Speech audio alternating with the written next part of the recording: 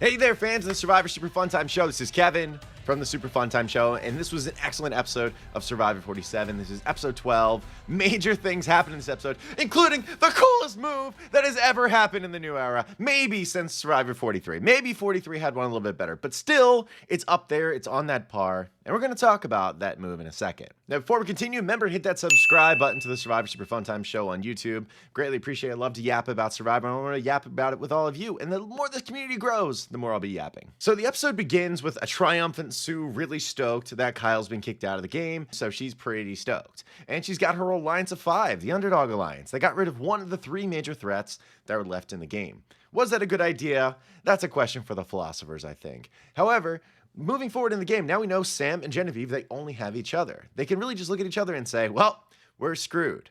Or are they? And their fortunes really turn around eventually when it gets to the point of the reward challenge. Thankfully, Sam, the Hoop Master, ends up winning this reward challenge, which means he not only gets an Italian feast, but he also gets letters from home. And he also gets an additional thing, which is a choice to pick people to go with him on that feast. And his first choice is a perplexing one to many people out there. Andy! His old buddy Andy from Gada got taken with him. And Andy's brain looks like it actually broke when it happened. If you go back and watch the episode, it looks like his eyes were like in his cerebellum and also in his jaw. I thought it was actually kind of adorable in many ways that Andy reacted that way. He couldn't believe it. He was like, oh my God, this is happening. That was really an upstanding thing from Sam. I'm sure that was really highly strategic on his part, but it also sounds like he did make some kind of a deal or amends with Andy at some point. So it was good that he held up that end of the bargain. And for a second choice, he went for Genevieve, which I admit I would have chosen Sue, I think. Originally, I was like, all right, pick the 2 most gullible people that you think you can try to manipulate. I think that Andy is willing to play some serious wild card stuff, as we realize at the end of the episode he absolutely is. And he has a bit of a history with Sam, even though that history is, for the most part, burned down. But he went with Genevieve because Genevieve's, his girl in the game now at this point, and I guess she misses Italian food. And, if you're going to conspire some grand operation together, it'd be great to have your ally, Genevieve, right there along with you while you're trying to work over old Andy. And we'll get back to the working on Andy in a second, but the fallout of the challenge was from Teeny. Most of all, Teeny was very upset that Sam did not choose Teeny. And I thought this was really childish. I remember I put out a tweet. I said, is anyone else blindsided by how pissy Teeny is being at Sam for not being chosen for this reward challenge? I actually thought it was ridiculous. Teeny was dying to throw up their hand and say, yeah, so, Sam and Genevieve being at the bottom, you would think Sam would be smart enough to know that I would be someone you can pull over. And because of that, strategically, I think he's done. I think he just tanked this whole game. I think it's over. And I think I'm going to make fun of him for the next 15 minutes, just talking about how he's good looking. He's probably always been popular. He's a man, all this kind of stuff. And I thought it was pretty fucked from Teeny. I really did. I thought it made Teeny look really childish. I think it made someone like myself, who actually, Teeny grew on me very fast. Teeny was someone who initially going into the game, I was like, I don't think I'm going to like them. They're like a hokey super fan. And then after 1 episode or 2, I was like, oh, wait, Teeny is really enjoyable. I like Teeny. But after this episode, I'm like, yo, Teeny, chill out, dude. I think the producers made it very easy to not like Teeny. It seemed like Teeny was going on a tirade because Sam's too nice, that he says the right things too much. And I thought that was just wild to watch. And I was like, you know what? Okay, hold on. Slow it down. Teeny, you're being a dick. And I get it. It's a tough environment. They just took an L in this reward challenge. And I think there was a little bit of too much power that had finally been established for Team for the first time in forever. And I thought they went a little to town on Sam after something didn't go their way. They didn't get a margarita. I don't know what to say. Sorry. So anyway, for the people that actually did go on the reward, however, and they had the opportunity to read the letters, they had to feed the soul and feed their bodies, of course, with the delicious Italian food. And they got to a point where Andy's like, you know what? I am going to go for broke. I'm coming up with a master plan, a brilliant master plan. Operation Italy. This is all coming from the beautiful mind, the beautiful, luscious-haired Andy, where essentially these 3 are going to put together an illusion that Genevieve has a hidden immunity idol that is going to scare the majority of 5 into splitting the votes between Sam and Genevieve. And This is actually pretty flawless because thankfully Sam, which he referenced back to in like episode 5 or so, Sam had an idol from Gada back in the day. Now, this is an idol that expired before he could use it. I'm going to keep this and maybe I can use it to fake someone out later on in the game.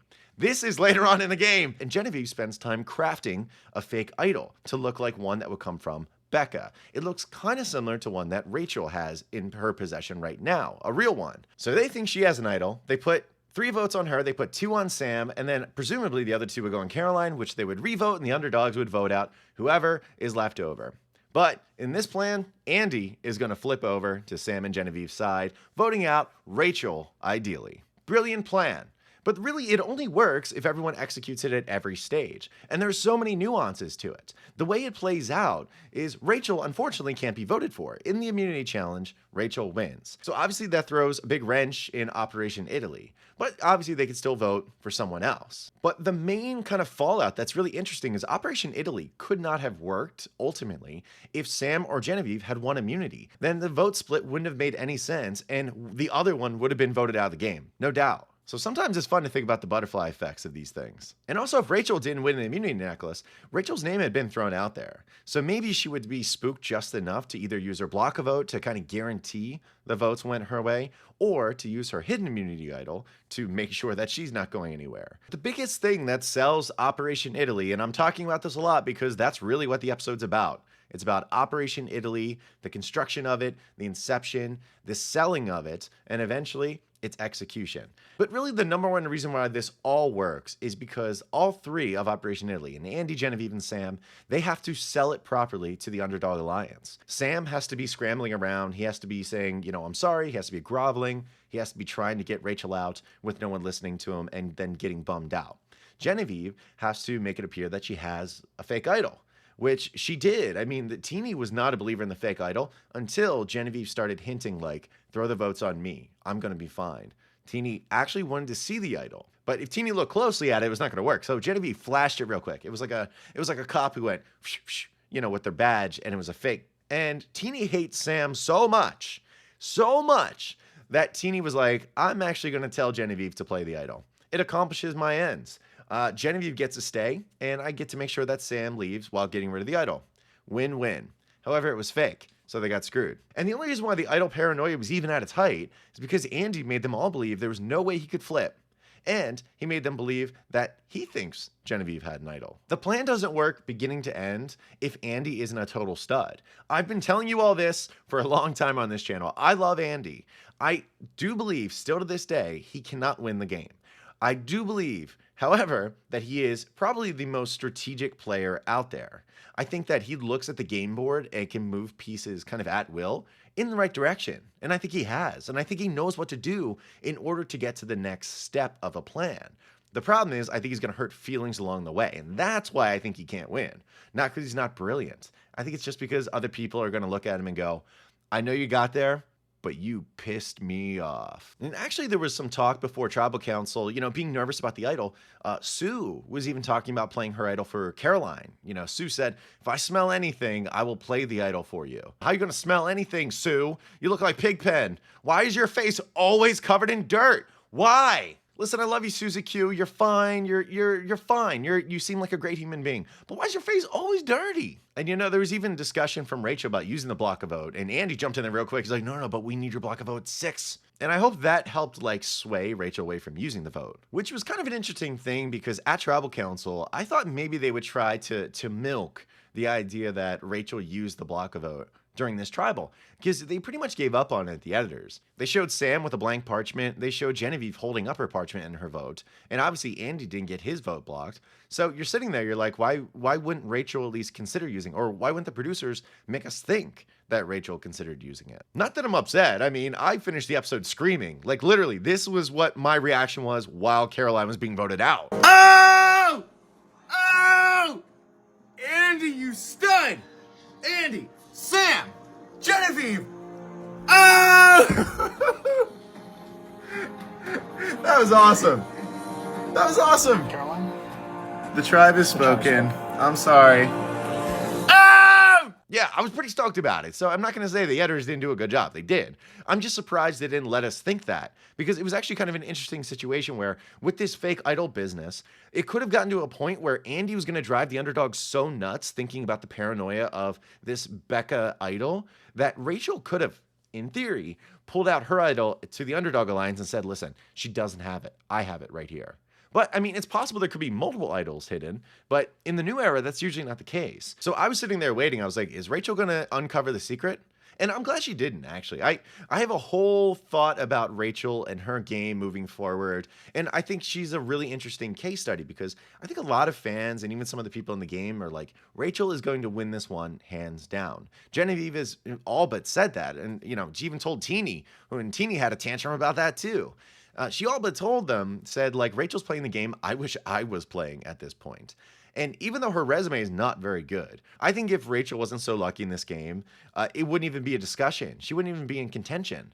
But, you know, she gets an idol clue in her fries. She happens to be the only non-Tuku, so Saul saved her with the safety without power. I mean, Rachel's had a lot of luck. And don't get me wrong, every winner has had luck play a role in their game. Tom Westman, the great Tom Westman, the winner of Survivor Plow, once said the game is 50% mental, 50% physical, and 50% luck. And for Rachel, that is damn true because strategy-wise, it's not happening. She's a social player and she's had a lot of protection. And moving forward in the game, like, she's stacked with advantages. She has the block of vote, which has to be used next vote, if at all. And then after that, she has an idol that can be used until 5. So realistically, the next vote, chances are that one of Andy, Genevieve, or Sam are indeed going home. It's just a matter of who gets immunity. And I have to imagine it's either going to be Sam or Genevieve, because Rachel's block a vote, if it goes as expected and the 3 stay strong, I mean, there's problems. She can use that, and Sue herself has an individual immunity idol. So all the advantages are on Teeny, Sue, and Rachel's side. But the other 3, they got gusto, man. They got gusto. We'll see how it shakes out, but Rachel's path to the end is actually really good, even though I question her resume up to this point. She's got a lot in her favor. But in conclusion of Operation Italy, obviously, you know, the plan works out perfectly. Caroline is voted out of the game. Seeing everyone turn their heads, you know, Sam smirking, Genevieve smirking, Andy saying he'll explain it, Teeny really just going like, what the hell? That was an exciting part of the episode. I was freaking out. And it was a shame because Caroline is someone I actually really liked in the game. I thought Caroline had an amazing shot to win. I truly did.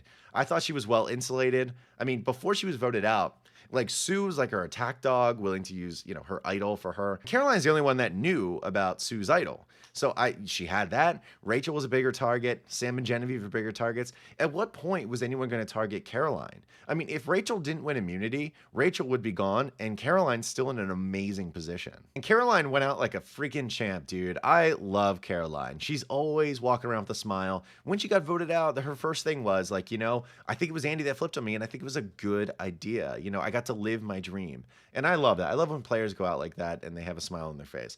I don't always love it, admittedly. I don't always like them going like, good game, you got me. Sometimes I like a little spiciness. I want you to turn around and say, you just stole $1 million from me. But when you truly go out like a champ, I appreciate that greatly. And Caroline did. So I got to give some serious claps to her for that. I will say, though, about halfway through the episode, I knew she was going because there was that whole segment where she's like, I'm getting close to the money. I can smell it. I can see it. I can see myself giving that speech and winning the game. And I got to tell you, hint, once that happens, folks, once you're watching and someone's saying that and it's not even the finale, they're cooked. They're cooked. As soon as that happened, I made a tweet. I said, I've never been more certain that Caroline is going to lose this game than right now. Because that is just something that losers end up doing. Even in the moment, if you're feeling good, the producers are gassing you up, making you feel like you're really smart and you're going to win the game. That usually means you're done. So moving forward in the game, just to belabor it, I mean, if we had to pick who's going to win the game, my power rankings admittedly would probably go something like Rachel, Sam, Genevieve, Teeny, Andy, then Sue, maybe. That's probably where I'd put it right now. Actually, I'd put Sue above Andy. And again, that's just because I think Andy strategically is brilliant. He's probably number 1 strategically. But I just don't think the jury's going to like him very much. I mean, Sierra's still very pissed off from what I can see. So I'm not sure it's going to be well received if he makes it to the finals, which I think he will. My heart hopes it's an all Gata final, I would love that, and I would love Sam to take the win. I'm not sure that's going to happen. I don't think anyone wants to take Sam. He's going to have to basically brute force his way to the end. And Teeny, I don't know. Teeny, early in the game, I thought Teeny had that like a really high win percentage, but Teeny is like constantly just going down on the list, super down on the list. And I just don't know what Teeny's going to be able to say they did to win the game. And same thing with Sue. Sue's got nothing. I like you, Sue, but you got nothing to say. You know, woof woof, basically. And Genevieve's wonderful. If you let Genevieve get to the end, she should win. So I don't think she will. Like I said, she was out of the edit the first couple episodes, which I don't think they would do to a winner. So I don't think she'll win, but I would love it. I think she'd be an incredible winner. But I have to again give claps to Andy. He made all this happen, made it possible. I love Andy so much. I don't care what anyone says. I love this guy. I know he had a bad first impression, which he absolutely did. But Andy has the best reads in the game by far. He's an incredible player. I think he's getting to a point where he's even like fighting for a Survivor 50 slot. And I just love the guy. And I'm really excited that he gave us the gift of Operation Italy, which I would argue is the biggest move of the new era. The only one that's even close is probably when Jesse turned on Cody with Cody's own idol and voted him out. That was pretty huge, and it was around the same time. So I would say that these are pretty much neck and neck for the biggest moves of the new era. But Operation Italy, the only reason why maybe I would put Operation Italy ahead is because Andy single-handedly, because of this move, put Genevieve and Sam, my two favorites, up there as still having a shot to win the game. And that's huge for me, whereas like Jesse, it just like further cemented that he may win the game. Although I guess you could argue that it further cemented that he would lose the game. I don't know, matter of perspective, but I loved it. But that's going to do it for the video. Thank you so much for watching. What was your favorite part of the episode? Were you excited about the result of Operation Italy? Do you think Rachel really should be this slam dunk favorite that others have really kind of named her to be? Let me know down below in the comment section. I would love to talk to you about it. That's it. Hope you have an amazing day, everyone. You take care. Goodbye.